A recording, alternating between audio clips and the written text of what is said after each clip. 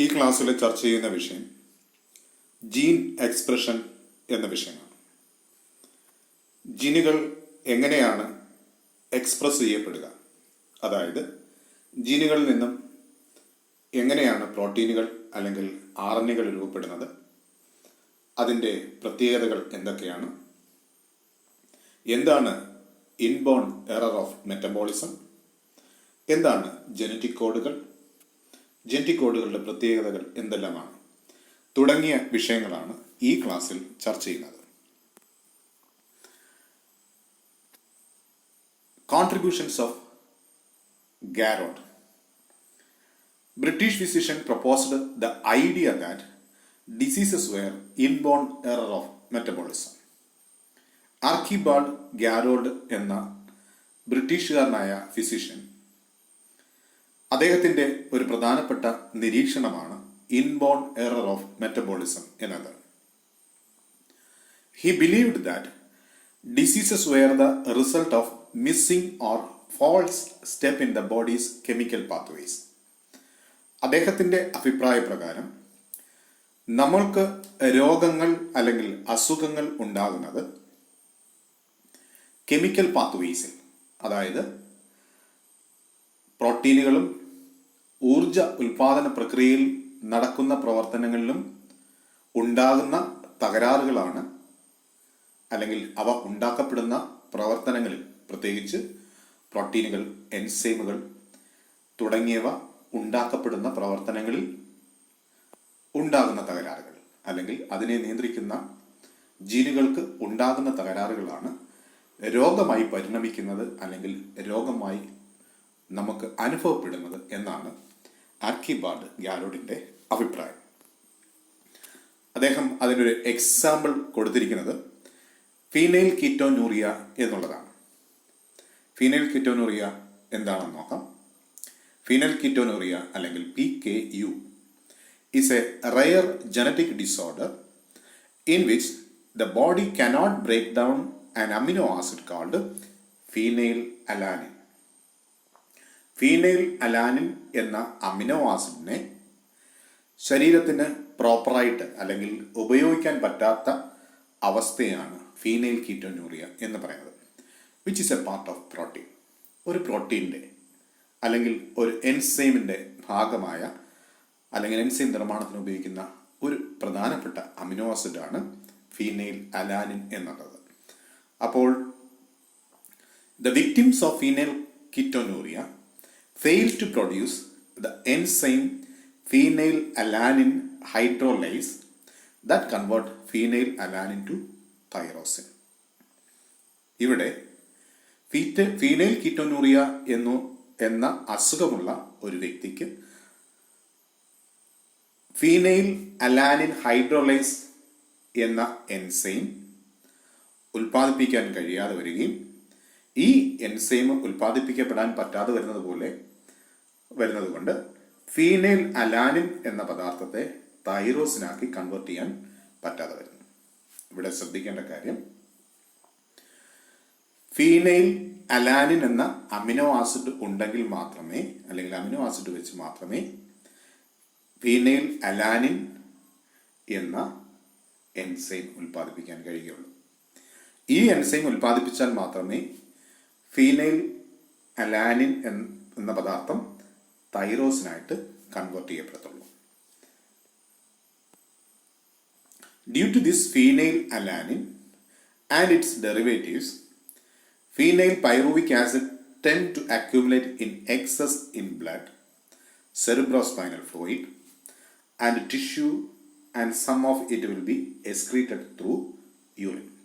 അങ്ങനെ phenyl alanine എന്ന amino acid ഉപയോഗിക്കാൻ, അല്ലെങ്കിൽ അമിനോ ആസിഡ് ഉപയോഗിച്ച് പ്രോട്ടീൻ നിർമ്മിക്കാൻ പറ്റാതെ വരുന്നത് കൊണ്ട് ഫീനൈൽ അലാനിനും അതിൻ്റെ ഡെറിവേറ്റീവ്സും അതിൻ്റെ ഘടകങ്ങളും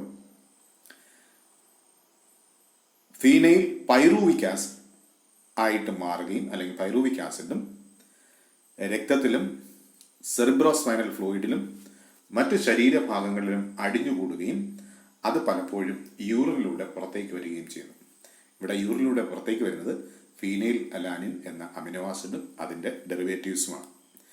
ഇങ്ങനെ ശരീരത്തിന് ഫീനൈൽ അലാനിൻ ഉപയോഗിക്കാൻ പറ്റാതെ വരികയും അത് പേഷ്യൻസിൻ്റെ ശരീരത്തിൽ പ്രത്യേകിച്ച് സെറിബ്രോസ്പൈനൽ ഫ്ലൂയിഡിലും മറ്റു കോശങ്ങളിലും അടിഞ്ഞുകൂടി അത് പിന്നീട് യൂറിനിലൂടെ പുറത്തു വരികയും ചെയ്യുന്ന അവസ്ഥയാണ് അല്ലെങ്കിൽ ആ കണ്ടീഷനെയാണ് ഫീനൈൽ കീറ്റോന്യൂറിയ എന്ന് പറയുന്നത്. ഇത് ഒരു ഇൻബോൺ എറർ ഓഫ് മെറ്റബോളിസത്തിന് ഉദാഹരണമാണ്. കാരണം ജന്മനാ തന്നെ ഫീനൈൽ അലാനിനെ കൺവേർട്ട് ചെയ്യാനുള്ള കഴിവ് ചില വ്യക്തികൾക്ക് ഉണ്ടാകത്തില്ല. അത് അങ്ങനെ ഉണ്ടാകുന്ന തകരാറിനെയാണ് ഇൻബോൺ എറർ ഓഫ് മെറ്റബോളിസം എന്ന് പറയുന്നത്. അതുപോലെ മറ്റൊരു അസുഖമാണ് അല്ലെങ്കിൽ കണ്ടീഷനാണ് ആൽബിനിസം. ജന്മന ഉണ്ടാകുന്ന ജീനുകൾക്കുണ്ടാകുന്ന തകരാറ് മൂലമുണ്ടാകുന്ന അവസ്ഥ.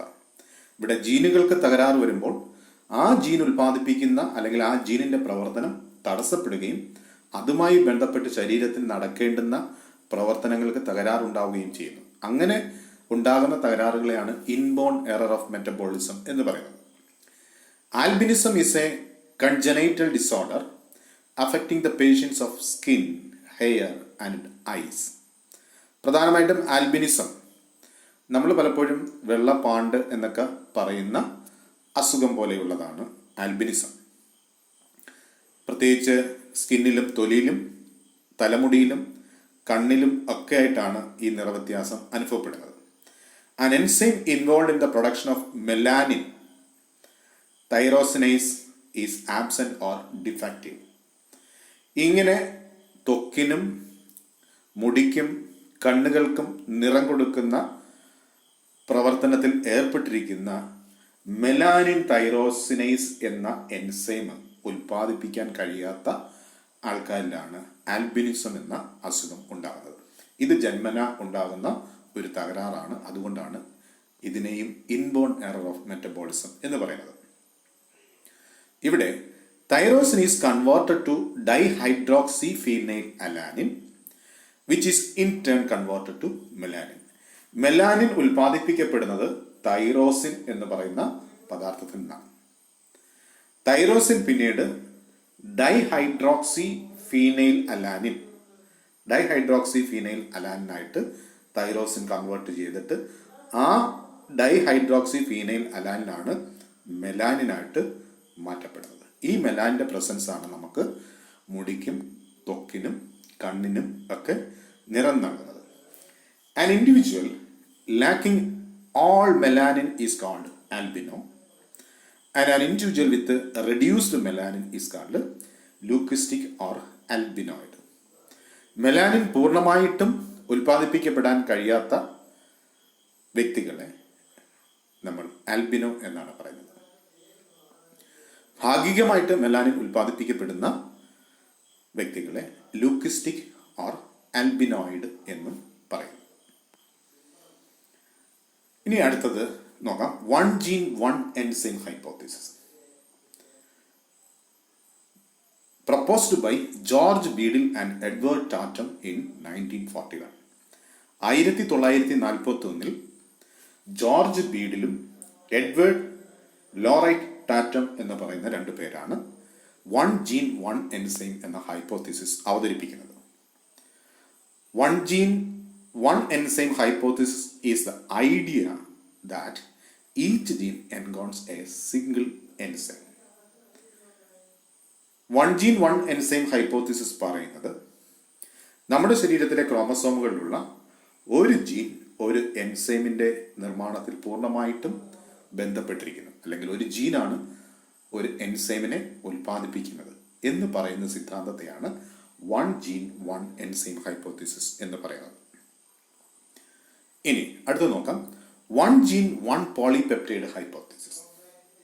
പോളിപെപ്റ്റൈഡ് എന്ന് പറഞ്ഞാൽ ന്യൂക്ലിയോടൈഡുകൾ ചേർന്നുണ്ടാകുന്ന കണ്ടീഷനെയാണ്. അല്ലെങ്കിൽ ന്യൂക്ലിയോടൈഡുകൾ ഒന്നിലധികം ന്യൂക്ലിയോടൈഡുകൾ ചേരുമ്പോഴാണ് അത് പോളിപെപ്റ്റൈഡ് ചെയിനായിട്ട് മാറുന്നത്. The theory that each gene is responsible for the synthesis of a single polypeptide. ക്രോമസോമിലെ ഒരു ജീൻ ഒരു പോളിപെപ്റ്റൈഡിന്റെ നിർമ്മാണത്തെ നിയന്ത്രിക്കുന്നു എന്ന സങ്കല്പത്തെയാണ് അല്ലെങ്കിൽ സിദ്ധാന്തത്തെയാണ് one gene one polypeptide hypothesis എന്ന് പറയുന്നത്. ഒരു ജീൻ ഒരു പോളിപെപ്റ്റൈഡിനെ, അങ്ങനെയാണെങ്കിൽ മറ്റൊരു പോളിപെപ്റ്റൈഡിനെ നിർമ്മിക്കുന്ന അതിൻ്റെ നിയന്ത്രണം മറ്റൊരു ജീനിനായിരിക്കും. ഇവിടെ ഒരു എക്സാമ്പിൾ പറഞ്ഞിട്ടുണ്ട്. Haemoglobin it is A protein. It has 2 types of polypeptide chain.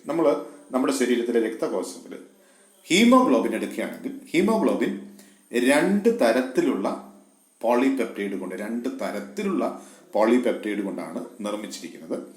ഒന്നാമത്തെ പോളിപെപ്റ്റൈഡ് ചെയിനെ ആൽഫ ചെയിൻ എന്നും രണ്ടാമത്തതിനെ ബീറ്റ ചെയിൻ എന്നുമാണ് പറയുന്നത്.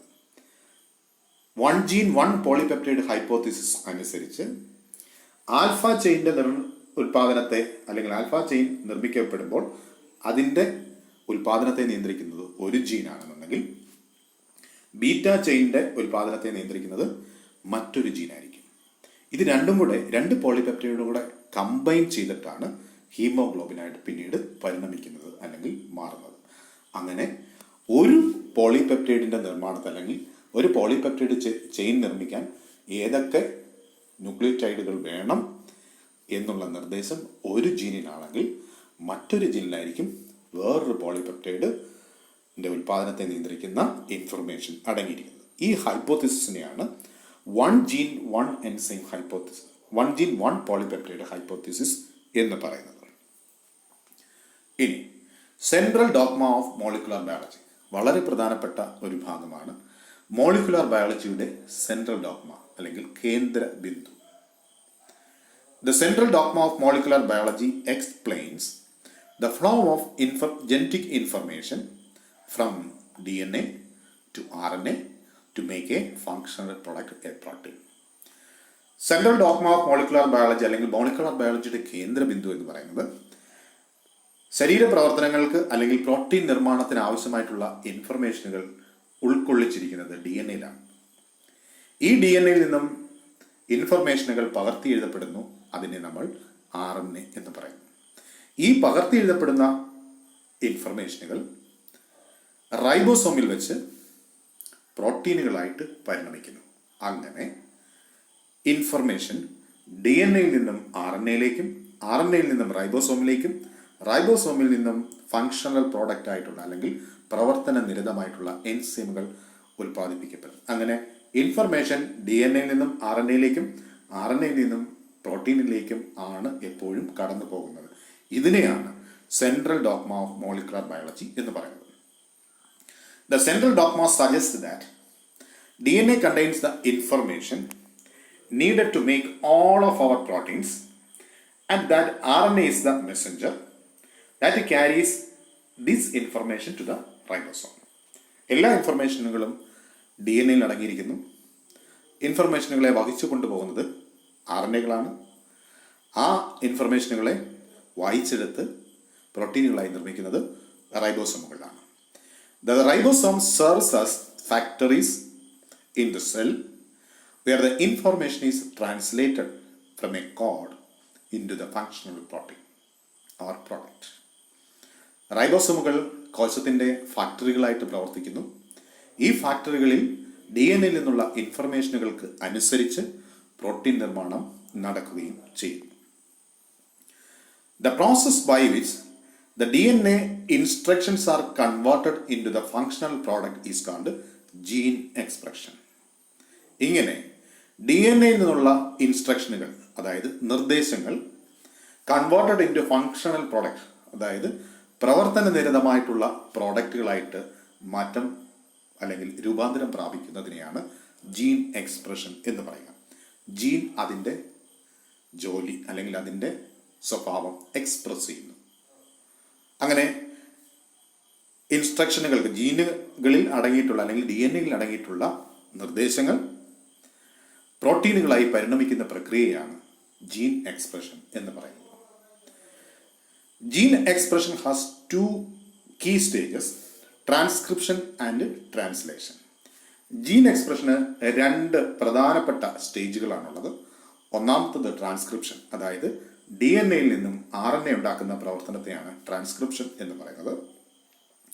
രണ്ടാമത്തത് ട്രാൻസ്ലേഷൻ, അതായത് RNA നിന്നും പ്രോട്ടീനുകൾ നിർമ്മിക്കപ്പെടുന്ന പ്രക്രിയ. ഈ രണ്ട് പ്രവർത്തനങ്ങളാണ് ജീൻ എക്സ്പ്രഷനിൽ ഉള്ളത്. In transcription, the information in the DNA of every cell is converted into small portable RNA messages. ട്രാൻസ്ക്രിപ്ഷനിൽ DNA-യിൽ അടങ്ങിയിട്ടുള്ള ഇൻഫർമേഷനുകൾ ചെറിയ രൂപത്തിലേക്ക്, പോർട്ടബിൾ, അതായത് കടത്തിക്കൊണ്ടു പോകാൻ പറ്റുന്ന രൂപത്തിലേക്ക് രൂപമാറ്റം വരുന്നു. അതിനെയാണ് RNA എന്ന് പറയുന്നത്. During translation, these messages travel from where the DNA is in the cell nucleus to the ribosomes where they are read to make specific proteins. Translation പ്രവർത്തനത്തിൽ എവിടെ നിന്നാണോ നിർദ്ദേശങ്ങൾ വരുന്നത്, പ്രത്യേകിച്ചും കോശത്തിൻ്റെ ന്യൂക്ലിയസിൽ നിന്നുള്ള ഇൻഫർമേഷനുകൾ RNA-യുടെ രൂപത്തിൽ റൈബോസോമുകളിലെത്തി അത് പ്രോട്ടീനുകളായിട്ട് അല്ലെങ്കിൽ മാംസ്യങ്ങളായിട്ട് പരിണമിക്കുന്നു. ഇതിനെയാണ് ട്രാൻസ്ലേഷൻ എന്ന് പറയുന്നത്. ഇനി സെൻട്രൽ ഡോഗ്മ റിവേഴ്സ് അല്ലെങ്കിൽ reverse transcription. Reverse transcription is the transfer of information from RNA to DNA. സ്വാഭാവികമായിട്ടും ജീവജാലങ്ങളിൽ DNA-യിൽ നിന്ന് മാത്രമാണ് RNA ഉൽപ്പാദിപ്പിക്കപ്പെടുക. എന്നാൽ റിട്രോ വൈറസുകൾ പോലെയുള്ള വൈറസുകൾ, HIV വൈറസ് പോലെയുള്ള വൈറസുകളിൽ RNA DNA ആയിട്ട് പരിണമിക്കുന്നു. ഇങ്ങനെ RNA-യിൽ നിന്നും DNA ഉണ്ടാകുന്ന പ്രവർത്തനത്തിനെയാണ് റിവേഴ്സ് ട്രാൻസ്ക്രിപ്ഷൻ അല്ലെങ്കിൽ സെൻട്രൽ ഡോഗ്മ റിവേഴ്സ് എന്ന് പറയുന്നത്. അടുത്തത് colinearity of genes and gene product. ജീനുകളും ജീൻ പ്രോഡക്റ്റുകളും തമ്മിലുള്ള കോലിനിയാരിറ്റി, പരസ്പര ബന്ധം എന്നാണ് കോലിനിയാരിറ്റി എന്ന വാക്കുകൊണ്ട് ഉദ്ദേശിക്കുന്നത്. ജീനുകളും ജീനിന്റെ പ്രൊഡക്റ്റും തമ്മിലുള്ള പരസ്പര ബന്ധം എന്താണെന്ന് നോക്കാം. ബീഡിൽ and ടോട്ടം in 1941 experimentally proved that genes specify the enzymes. നേരത്തെ സൂചിപ്പിച്ചതുപോലെ ജോർജ് ബീഡിലും എഡ്വേർഡ് ടോറ്റവും 1941 എക്സ്പെരിമെന്റ് നടത്തി ഒരു പ്രത്യേക എൻസൈമുകളെ ഉൽപ്പാദിപ്പിക്കുന്നു എന്ന് പരീക്ഷണത്തിലൂടെ കണ്ടെത്തുകയുണ്ടായി. In 1958 Crick proposed that DNA determines the sequence of amino acid in a polypeptide. 1958 Watson and ക്രിക്കിൽ, അതായത് DNA-യുടെ സ്ട്രക്ചർ കണ്ടുപിടിച്ച Crick, proposed that DNA determines the sequence of amino acid in a polypeptide chain. DNA-യിൽ എന്താണോ അല്ലെങ്കിൽ DNA-യുടെ സീക്വൻസിന് അനുസരിച്ചായിരിക്കും amino ആസിഡുകൾ ചേർത്ത് polypeptide chain അല്ലെങ്കിൽ ഒരു പ്രോട്ടീൻ നിർമ്മിക്കപ്പെടുക. അതായത് DNA-യിലുള്ള സീക്വൻസിന് അനുസരിച്ച് മാത്രമേ പ്രോട്ടീനുകളുടെ അമിനോ ആസിഡുകൾ കൂട്ടിച്ചേർക്കപ്പെടുകയുള്ളൂ എന്നാണ് ക്രിക്ക് 1958 പറഞ്ഞത്. The nucleotide sequence in the gene corresponds with the amino acid sequence of a gene product. ഒരു ജീനിലെ ന്യൂക്ലിയോടൈഡ് സീക്വൻസിന് കറസ്പോണ്ടിങ് ആയിട്ടുള്ള അമിനോ ആസിഡുകളായിരിക്കും ജീൻ പ്രോഡക്റ്റ് അല്ലെങ്കിൽ എൻസൈം നിർമ്മാണത്തിൽ ഉൽപ്പാദിപ്പിക്കപ്പെടുക. Each amino acid of a polypeptide chain is specified by a corresponding triplet codon in the DNA. DNA-യിലുള്ള triplet codon, ഉദാഹരണം CCU എന്നുള്ളതാണ് ട്രിപ്ലെറ്റ് എന്നെങ്കിൽ അതിനനുസരിച്ചുള്ള ഒരു കറസ്പോണ്ടിങ് അല്ലെങ്കിൽ ഒരു ആൻറ്റികോഡോണോട് കൂടിയ mRNA-യും ആ mRNA-ക്ക് അനുസൃതമായിട്ട് അല്ലെങ്കിൽ ഒരു പ്രത്യേക കോഡിൻ്റെ അടിസ്ഥാനത്തിൽ അമിനോ ആസിഡുകളെ ചൂസ് ചെയ്യപ്പെടുന്നു എന്നുള്ളതാണ് കോലിനിയാരിറ്റി എന്നതുകൊണ്ട് ഉദ്ദേശിക്കുക. Each amino acid of a polypeptide chain is specified by a corresponding triplet codon in the DNA. DNA-യിലെ ഒരു ട്രിപ്ലെറ്റ് കോഡോണിന് അനുസരിച്ചായിരിക്കും അല്ലെങ്കിൽ ഒരു ട്രിപ്ലെറ്റ് കോഡോണാണ് ഒരു അമിനോ ആസിഡിനെ ചൂസ് ചെയ്യുന്നത് അല്ലെങ്കിൽ നിർണ്ണയിക്കുന്നത്. This is called colinearity of gene and gene product. ഇതിനെയാണ് ജീനുകളും ജീൻ പ്രൊഡക്റ്റും തമ്മിലുള്ള പരസ്പര ബന്ധം എന്ന് പറയുന്നത്. അതായത് ഒന്നുകൂടി വിശദമാക്കാം. ഡി എൻ എയിലെ ഒരു കോഡ് ഒരു പ്രത്യേക അമിനോ ആസിഡിന് വേണ്ടി മാത്രമുള്ളതായിരിക്കും. ഇങ്ങനെ ഡി എൻ എയിലെ ഒരു കോഡ് പകർത്തി എഴുതപ്പെടുന്നത് ആർ എൻ എയുടെ രൂപത്തിലാണ്. ഡി എൻ എയിലെ അതേ കോഡുകളായിരിക്കും ആർ എൻ എയിലും ഉണ്ടാവുക. ആർ എൻ എയിലെ ആ ഒരു പ്രത്യേക കോഡിനനുസരിച്ച് ഒരു പ്രത്യേക കോഡ് ഒരു പ്രത്യേക അമിനോ ആസിഡിന് വേണ്ടി മാത്രമുള്ളതായിരിക്കും. ഇങ്ങനെ ജീനുകളും ജീൻ പ്രൊഡക്റ്റ്, ജീൻ എന്ന് പറയുന്നത് ഡി എൻ എയിൽ ജീനിൻ്റെ പ്രൊഡക്റ്റ് അമിനോ ആസിഡ് പ്രോട്ടീനുകളാണ്. അപ്പോൾ ജീനും ജീൻ പ്രൊഡക്റ്റും തമ്മിലുള്ള പരസ്പര ബന്ധത്തെയാണ് കോലിനിയാരിറ്റി എന്ന് പറയുന്നത്. ജനറ്റിക് കോഡ് എന്താണ്? ജനറ്റിക് കോഡ് എന്ന് നോക്കാം. Sequence of nitrogen bases, that is nucleotides, in mRNA molecule which contains the information for the synthesis of protein molecule. ഒരു പ്രത്യേക സീക്വൻസ് എം ആർ എൻ എയിൽ പ്രോട്ടീൻ നിർമ്മാണത്തിന് ആവശ്യമായി ചേർക്കപ്പെട്ടിട്ടുണ്ട്. അല്ലെങ്കിൽ ഒരു പ്രത്യേക സീക്വൻസ് ആണ് ഒരു അമിനോ ആസിഡിനെ നിർണ്ണയിക്കുന്നത്. അതൊരു ഇൻഫർമേഷനാണ്. എ സിംഗിൾ, ഇവിടെ നോക്കാം, sequence of nitrogen bases in M R N A molecule which contains the information for the synthesis of protein molecule. ഒരു എം ആർ എൻ എ എടുക്കുകയാണെങ്കിൽ ഈ എം ആർ എൻ എ പൂർണ്ണമായിട്ടും ഒരു protein നിർമ്മിക്കാൻ ആവശ്യമുള്ള information ഈ എം ആർ എൻ എയിൽ ഉണ്ടാകും. ഇങ്ങനെ ഇൻഫർമേഷൻ, ഒരു പ്രോട്ടീൻ നിർമ്മിക്കാൻ ആവശ്യമായിട്ടുള്ള ഇൻഫർമേഷനുകൾ അടങ്ങിയ എം ആർ എൻ എ ആണ് നമ്മൾ ജനറ്റിക് കോഡ് എന്ന് പറയുന്നത്. ജീനുകൾ ഡി എൻ എയിലാണ് അടങ്ങിയിരിക്കുന്നത്. ഒരു പ്രത്യേക എൻസൈം നിർമ്മിക്കാൻ ആവശ്യമായിട്ടുള്ള കോഡുകൾ ഒരു പ്രത്യേക ജീനിലായിരിക്കും. അല്ലെങ്കിൽ ഒരു ജീനാണ് ഒരു പ്രോട്ടീൻ നിർമ്മിക്കാൻ ആവശ്യമായിട്ടുള്ള നിർദ്ദേശം ഉൾക്കൊള്ളിച്ചിരിക്കുന്ന പദാർത്ഥം എന്ന് പറയുന്നത്. ആ ജീനിനെ അല്ലെങ്കിൽ ആ ജീനിൽ അടങ്ങിയിരിക്കുന്ന ഇൻഫർമേഷനെ പകർത്തി എഴുതുന്നത് അല്ലെങ്കിൽ ട്രാൻസ്ക്രൈബ് ചെയ്യുന്നത് എം ആർ എൻ എയുടെ രൂപത്തിലാണ്. അപ്പോൾ ഒരു എം ആർ എൻ എ ഒരു പ്രോട്ടീൻ നിർമ്മാണത്തിന് ആവശ്യമായ രൂപത്തിലായിരിക്കും ഉണ്ടാക്കപ്പെടുന്നത്. ഈ എം ആർ എൻ എ ആണ് നമ്മൾ ജനറ്റിക് കോഡ് എന്ന് പറയുന്നത്. അപ്പോൾ എത്ര അമിനോ ആസിഡുകൾ ചേർത്ത് വെച്ച് ഒരു പ്രത്യേക പ്രോട്ടീൻ നിർമ്മിക്കണമെന്നുള്ള ഇൻഫർമേഷനുകൾ ഈ പ്രത്യേക എം ആർ എൻ എയിൽ ഉൾക്കൊള്ളിച്ചിട്ടുണ്ട്. ഇതിനെയാണ് ജനറ്റിക് കോഡ് എന്ന് പറയുന്നത്. ഡിസിഫറിംഗ് ജനറ്റിക് കോഡ്, ജനറ്റിക് കോഡിൻ്റെ വ്യത്യസ്തതകൾ അല്ലെങ്കിൽ പ്രത്യേകതകൾ. A single amino acid is specified by a sequence of nucleotide in the M R N A. ഒരു പ്രത്യേക അമിനോ ആസിഡിന് വേണ്ടിയിട്ട് ഒരു പ്രത്യേക സീക്വൻസ് ഉണ്ടായിരിക്കും. This is called codon. ഇതിനെയാണ് കോഡോൺ എന്ന് പറയുന്നത്. എം ആർ എൻ എയിൽ ഈ 3 കോഡുകളാണ് ഒരു അമിനോ ആസിഡിന് വേണ്ടിയിട്ട് ഉള്ളത്, അല്ലെങ്കിൽ ഒരു അമിനോ ആസിഡിനെ നിർണ്ണയിക്കുന്നത്.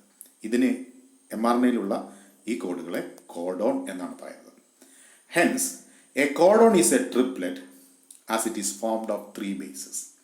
അതുകൊണ്ട് തന്നെ ഒരു കോഡോൺ എന്ന് പറയുന്നത് ട്രിപ്ലെറ്റിന്റെ രൂപത്തിലായിരിക്കും, അല്ലെങ്കിൽ 3 നൈട്രജൻ ബേസുകൾ ചേർന്നതായിരിക്കും. അതിനകത്ത് ഒരു കോഡോൺ 3 നൈട്രജൻ ബേസുകൾ ചേർന്നതായിരിക്കും. അതുകൊണ്ടാണ് അതിനെ ട്രിപ്ലെറ്റ് കോഡ് എന്ന് പറയുന്നത്. Characteristics of genetic code. Genetic കോഡിന്റെ പ്രത്യേകതകൾ എന്തെല്ലാമാണെന്ന് നോക്കാം. ഒന്നാമത്തെ പ്രത്യേകത ട്രിപ്ലെറ്റ് എന്നുള്ളതാണ്. ട്രൈ എന്ന വാക്കിന്റെ അർത്ഥം 3 എന്നാണ്. A single amino acid is specified by a sequence of the nucleotide in the M R N A. ഒരു അമിനോ ആസിഡിന് വേണ്ടിയിട്ട് 3 നൈട്രജൻ ബേസുകൾ അടങ്ങിയ ഒരു ഇൻഫർമേഷൻ എം ആർ എൻ എയിൽ ഉണ്ടായിരിക്കും. ഇതിനെയാണ് നമ്മൾ കോഡോൺ എന്ന് പറയുന്നത്. Hence the codon is triplet and is formed of 3 bases. അതുകൊണ്ട് തന്നെ ഒരു കോഡോൺ 3 ബേസുകൾ ചേർന്നതാണ്. അതുകൊണ്ട് ഇതിനെ ട്രിപ്ലെറ്റ് കോഡോൺ എന്ന് പറയുന്നത്. അതാണ് ഒന്നാമത്തെ പ്രത്യേകത. രണ്ടാമത്തെ പ്രത്യേകത നോക്കുക, universal. One type of code determines the same amino acid in all organisms, including virus, bacteria, plants and animals. ഇത് ലോകത്തെല്ലായിടത്തും ഒരുപോലെ ആയിരിക്കും എന്നുള്ളതാണ് യൂണിവേഴ്സൽ എന്ന വാക്കുകൊണ്ട് ഉദ്ദേശിക്കുന്നത്. ഇവിടെ നോക്കുക, one type of codon determines the same amino acid in all organisms. ഒരു കോഡ്, ഉദാഹരണമായിട്ട് UUC എന്ന കോഡ് ഫീനൈൽ അലാനിൻ എന്ന അമിനോ ആസിഡിന് വേണ്ടിയിട്ടുള്ളതാണ്. ഈ കോഡ് മനുഷ്യരിലും മറ്റ് ജന്തുജാലങ്ങളോ പ്രോകാരിയോട്ടിക് ആയിട്ടുള്ള ഓർഗാനിസം എടുത്തു നോക്കുകയാണെങ്കിലും ഏത് ജീവജാലങ്ങൾ, ലോകത്തിൽ ജീവനുള്ള എല്ലാ വസ്തുക്കളിലും UUC എന്ന ട്രിപ്ലറ്റ് കോഡ് ഫീനൈൽ അലാനിന് വേണ്ടി മാത്രമുള്ളതായിരിക്കും. അതുകൊണ്ടാണ് ട്രിപ്ലറ്റ് കോഡുകളെ അല്ലെങ്കിൽ ജെനറ്റിക് കോഡുകളെ യൂണിവേഴ്സൽ എന്ന് പറയുന്നത്, യൂണിവേഴ്സൽ ഇൻ നേച്ചർ എന്ന് പറയപ്പെടുന്നത്. അടുത്തത് കോലിനിയാരിറ്റി. The codons in mRNA and the amino acid in polypeptide chain have a linear arrangement. പരസ്പരം ബന്ധപ്പെട്ട് കിടക്കുന്നു. അതായത് കോഡോൺസ് ഇൻ mRNA, ഇവിടെ നോക്കുക, AUG എന്ന കോഡോൺ മെത്തിയോണിൻ എന്ന അമിനോ ആസിഡിന് വേണ്ടിയിട്ടുള്ളതാണ്. ഇവിടെ ആർജിനിൻ എന്ന അമിനോ ആസിഡിന് വേണ്ടിയിട്ടുള്ള കോഡ് എന്ന് പറയുന്നത് AGG എന്നുള്ളതാണ്. കോലിനിയാരിറ്റി എന്നതുകൊണ്ട് ഉദ്ദേശിക്കുന്നത് mRNAയിലുള്ള കോഡുകൾക്ക് അനുസൃതമായിട്ടുള്ള അമിനോ ആസിഡുകളായിരിക്കും അതിന് പ്രോട്ടീൻ നിർമ്മാണത്തിൽ ആദ്യം ചേർക്കപ്പെടുന്നത്, അല്ലെങ്കിൽ അമിനോ ആസിഡുകളായിരിക്കും ചൂസ് ചെയ്യപ്പെടുന്നത്. കോഡുകൾക്ക് അനുസരിച്ചായിരിക്കും അമിനോ ആസിഡുകളുടെ അറേഞ്ച്മെന്റ്. അതാണ് കോലിനിയാരിറ്റി എന്നതുകൊണ്ട് ഉദ്ദേശിക്കുന്നത്. mRNAയിലുള്ള കോഡുകൾക്ക് അനുസരിച്ചുള്ള ഒരു ലീനിയർ അറേഞ്ച്മെന്റ്, നേരെയുള്ള അറേഞ്ച്മെന്റ് ആയിരിക്കും പ്രോട്ടീൻ നിർമ്മാണത്തിലെ അല്ലെങ്കിൽ പ്രോട്ടീൻ പോളിപെപ്റ്റൈഡിലെ അമിനോ ആസിഡുകൾക്കും ഉണ്ടായിരിക്കുക. അതാണ് കോലിനിയാരിറ്റി എന്നതുകൊണ്ട് ഉദ്ദേശിക്കുന്നത്. അടുത്തത് കോമാലെസ്.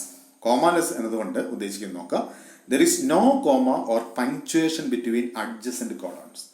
കോഡോണുകൾക്കിടയിൽ സ്പേസുകളോ അല്ലെങ്കിൽ കോമയോ അല്ലെങ്കിൽ എന്തെങ്കിലും മുറിവുകളോ വേർപെടുത്തൽ സംവിധാനമോ ഒന്നുമില്ലാതെ കോഡോണുകൾ ഒന്നിനു പുറകെ, അതായത് ഒരു 3 ട്രിപ്ലറ്റ് കോഡോൺ അല്ലെങ്കിൽ ട്രിപ്ലറ്റ് 3 നൈട്രജൻ ബേസുകൾ കഴിഞ്ഞാൽ തൊട്ടടുത്ത് അതിനോട് ചേർന്ന് തന്നെയായിരിക്കും അടുത്ത കോഡുകളും രേഖപ്പെടുത്തിയിരിക്കുന്നത് അല്ലെങ്കിൽ കൂട്ടിയോജിപ്പിക്കപ്പെട്ടിരിക്കുന്നത്. അതുകൊണ്ട് കോഡോണുകളെ കോമാലെസ് എന്നാണ് പറയുക. നോ സ്പേസ് ഓർ പങ്ക്ച്വേഷൻ, അതായത് ഒരു കോഡും തൊട്ടടുത്ത കോഡും തമ്മിൽ സ്പേസോ അല്ലെങ്കിൽ ഇവിടെ അതിനെ തിരിച്ചറിയാൻ തക്ക വിധത്തിലുള്ള വേർതിരിച്ചറിയാൻ തക്ക വിധത്തിലുള്ള സംവിധാനങ്ങളൊന്നുമില്ല. ഒന്നിനു പുറകെ ഒന്നായിട്ടാണ് കോഡുകൾ അടുക്കി വെച്ചിരിക്കുന്നത് mRNAയിൽ. Each codon is immediately followed by the next codon without any space.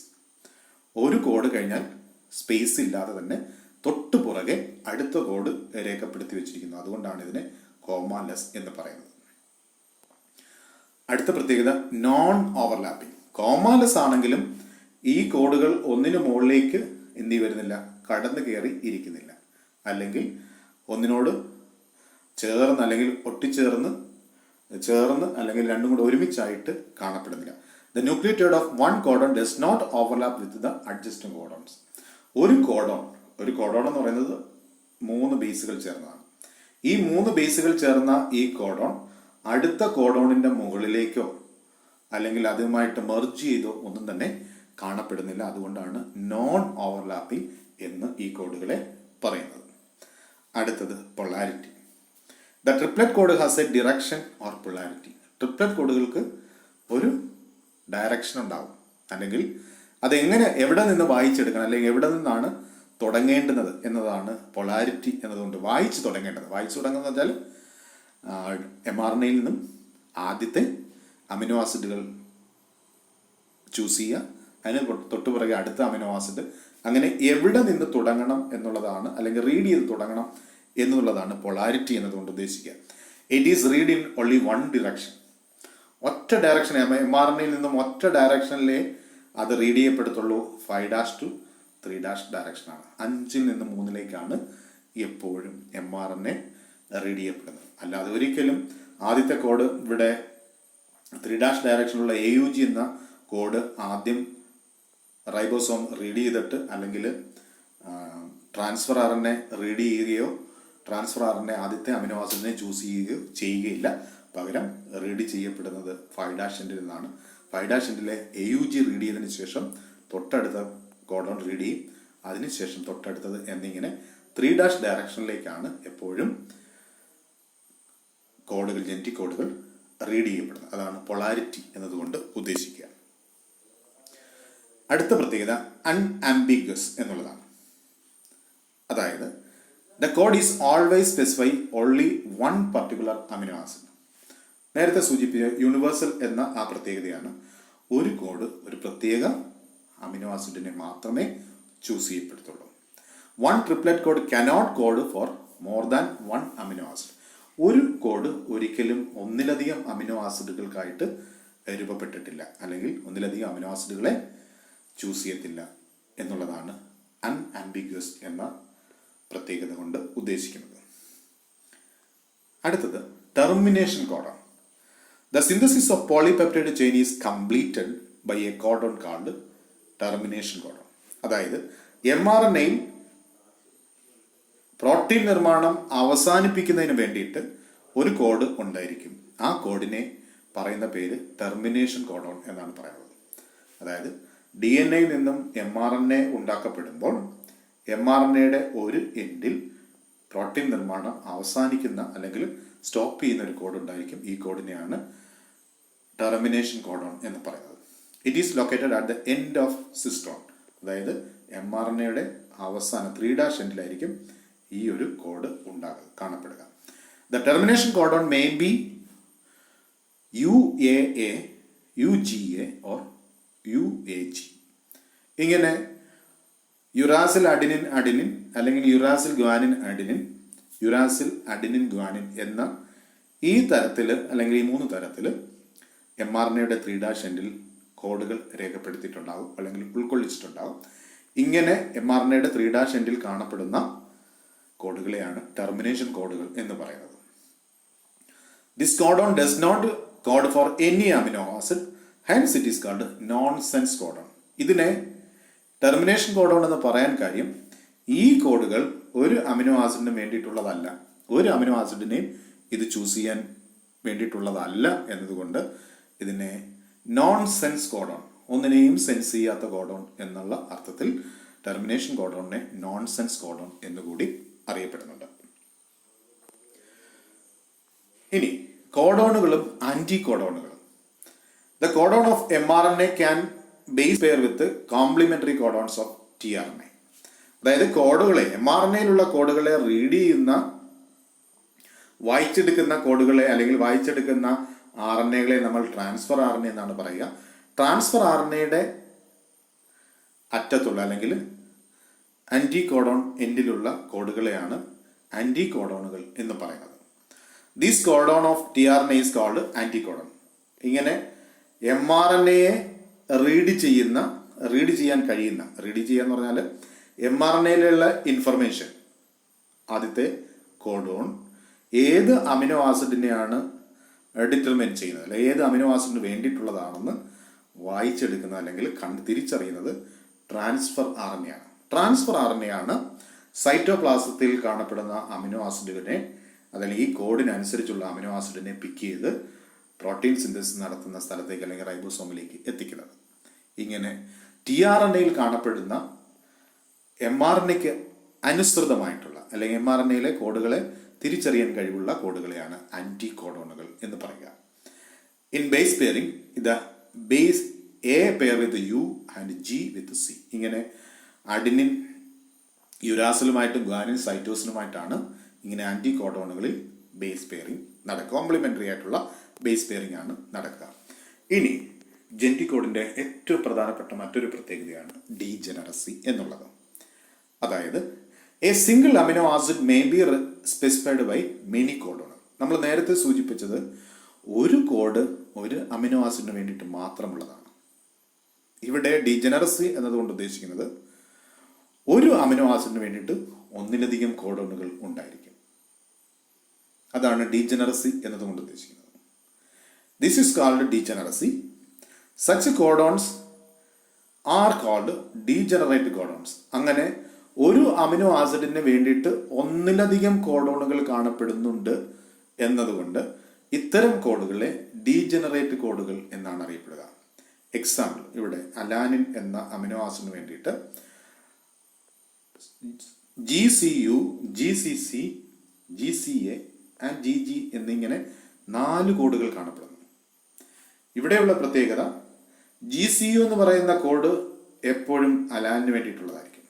അതായത് ഈ കോഡ് അലാനിനെ മാത്രമേ ചൂസ് ചെയ്യത്തുള്ളൂ. അതുപോലെ GCCയും എന്തിനു വേണ്ടിയിട്ട് മാത്രമുള്ളതാണ്? അലാനിന് വേണ്ടിയിട്ടുള്ളതാണ്. അത് മറ്റൊരു അമിനോ ആസിഡിനെ ചൂസ് ചെയ്യത്തില്ല. GCAയും അലാനിന് വേണ്ടിയിട്ടുള്ളതാണെങ്കിൽ GCGയും അലാനിന് വേണ്ടിയിട്ടുള്ളതാണ്. അതായത് ഒരു അമിനോ ആസിഡിന് വേണ്ടിയിട്ട് ഒന്നിലധികം കോഡുകളുണ്ട്. അതിനെയാണ് ഡിജനറസി എന്ന് പറയുന്നത്. ഡിജനറസിയും നമ്മൾ നേരത്തെ സൂചിപ്പിച്ച ഒരു കോഡ് ഒരു അമിനോ ആസിഡും തമ്മിൽ, അല്ലെങ്കിൽ ഒരു അമിനോ ആസിഡ് ആണ് എന്ന് പറയുന്ന പ്രത്യേകതയും തമ്മിൽ നമ്മൾ തിരിഞ്ഞു പോകരുത്. ഇവിടെ അൺആംബിഗ്വസ് എന്ന പ്രത്യേകതയാണ് പറയുന്നത്. അതായത് ഒരു കോഡ് എപ്പോഴും ഒരു പ്രത്യേക അമിനോ ആസിഡിന് വേണ്ടിയിട്ടുള്ളതാണ്. അതാണ് അൺആംബിഗ്വസ് എന്നുള്ളത്. ഡീജനറസി എന്ന് പറയുന്നത് ഒരു അമിനോ ആസിഡിന് വേണ്ടിയിട്ട് ഒന്നിലധികം കോഡുകൾ കാണപ്പെടുന്നു എന്നുള്ളതാണ് ഡീജനറസി എന്നതുകൊണ്ട് ഉദ്ദേശിക്കുക. ഇത്രയുമാണ് ഈ ക്ലാസ്സിൽ ഉൾക്കൊള്ളിച്ചിട്ടുള്ളത്. ഇവിടെ പ്രധാനമായിട്ടും ജനറ്റിക് കോഡുകളുടെ പ്രത്യേകതകൾ എന്തൊക്കെയാണെന്നുള്ളത് 4 മാർക്ക് ഫസ്റ്റ് ക്വസ്റ്റ്യൻ ആയിട്ട് നമുക്ക് എപ്പോഴും വരാറുണ്ട്. അതായത് ക്യാരക്ടറിസ്റ്റിക്സ് ഓഫ് ജനറ്റിക് കോഡ്. അതാണ് ഈ പാഠഭാഗത്തിലെ ഏറ്റവും പ്രധാനപ്പെട്ട പ്രത്യേകതകൾ, അല്ലെങ്കിൽ ചോദ്യം ചോദിക്കാൻ പറ്റുന്ന പാഠഭാഗം എന്ന് പറയുന്നത് ജനറ്റിക് കോഡിൻ്റെ പ്രത്യേകത. പിന്നീട് എന്താണ് ആൻറ്റി കോഡോൺ, എന്താണ് കോഡോൺ, കോഡോൺ ആൻറ്റി കോഡോണുകൾ 1 മാർക്ക് ക്വസ്റ്റ്യൻ ആയിട്ട് ഇവിടെ ചോദിക്കാം. ഇത്രയുമാണ് ഈ ക്ലാസ്സിൽ ഉൾക്കൊള്ളിച്ചിട്ടുള്ളത്. ഈ ക്ലാസ്സുമായിട്ട് ബന്ധപ്പെട്ടുള്ള സംശയങ്ങൾ നമുക്ക് അടുത്ത ക്ലാസ്സിൽ ഡിസ്കസ് ചെയ്യാവുന്നതാണ്. Thank you.